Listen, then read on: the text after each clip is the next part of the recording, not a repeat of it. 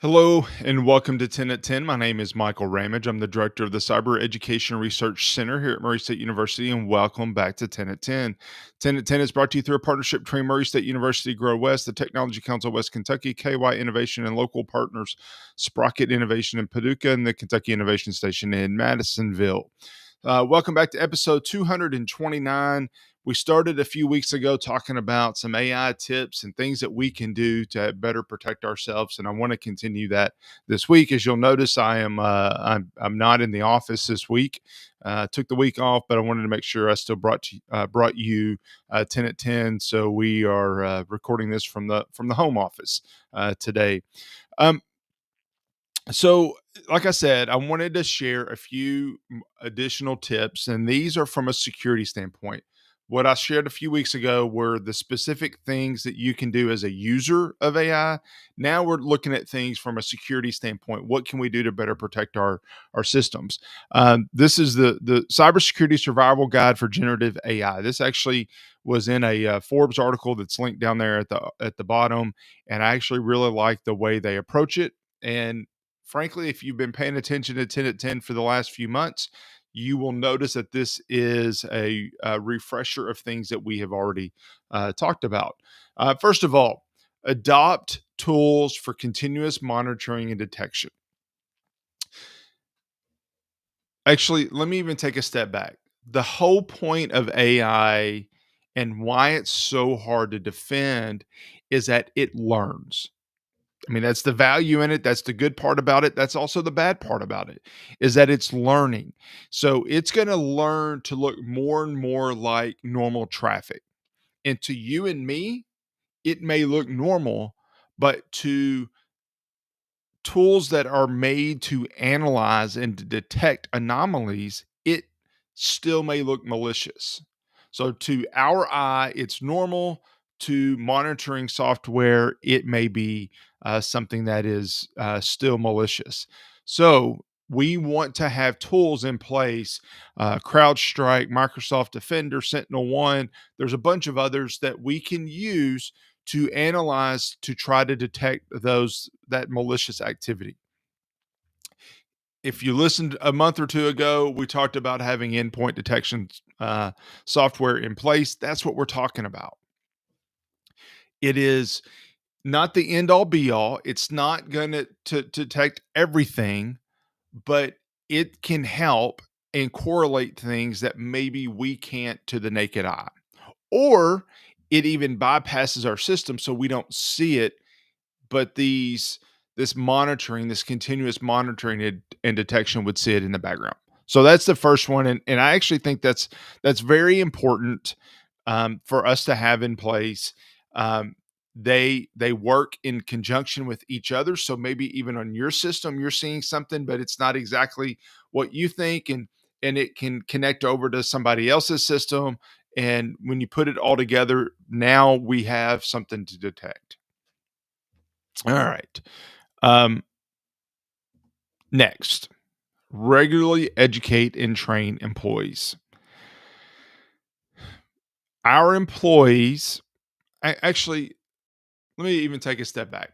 You've heard me talk about for years the human element, the human factor is one of the most likely ways for the intruder to get into your system.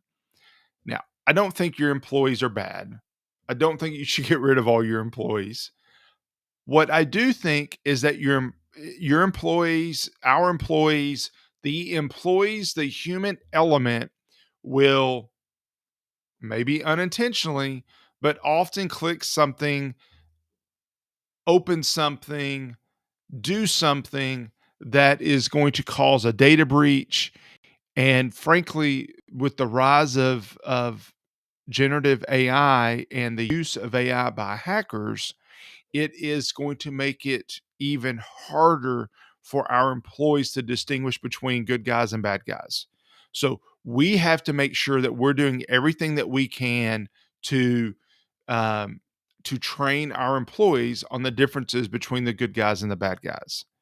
What to be looking for? What are some red flags? How to If we think we may have something that's malicious, how do we report that up the food chain? All of these pieces are really important for us to keep in mind and to be able to train our employees on what to do. Implement user authentication and access controls. This is an important one. Now, you've heard me talk about two things: strong, unique passwords. You've heard me talk about multi factor authentication. Um, I think both of those are really important. And there's another element of this of zero trust. So all of that combined, and you've heard me talk about those in other settings, but when you combine all of that together, that gives us some strong user authentication protocols. That gives us strong access controls. There's another one that's a privilege. Principle of least privilege, meaning you only get the privileges necessary to do your job. All of that is important. If you have multi-factor authentication set up and somehow or another you put your credentials in a fake website, you still have that second factor to back us up. Now, if you give away that as well, that's a problem. But if you do give that away, that zero trust will help isolate that to your system so that perhaps maybe it doesn't spread out to other systems. That would be important. The principle of least privilege is going to ensure that um, that we're only you're let me say it a different way. If you're an accountant, you don't need the domain admin password or domain admin um, credentials or access to do your job. So you don't get it. So that person that would be in accounting, now that would be bad. It would, they might have access to our accounting system, but they wouldn't have access to the keys of the kingdom. It would be isolated. That is very important as well. So all of these pieces together are important. Um, I highly recommend, even if it's um, single sign on. I highly recommend a separate login for the different systems in your in your organization, so that we can stop any malicious activity from traversing across.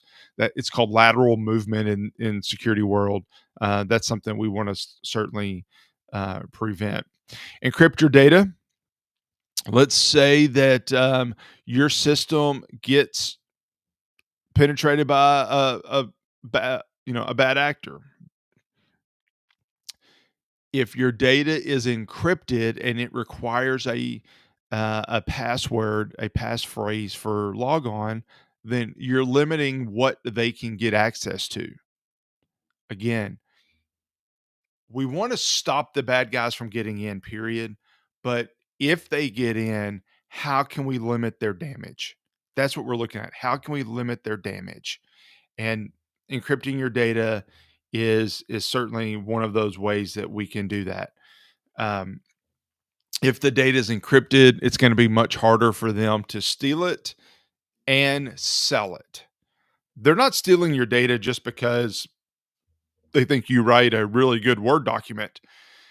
They're stealing your data because they think they can make money by selling it.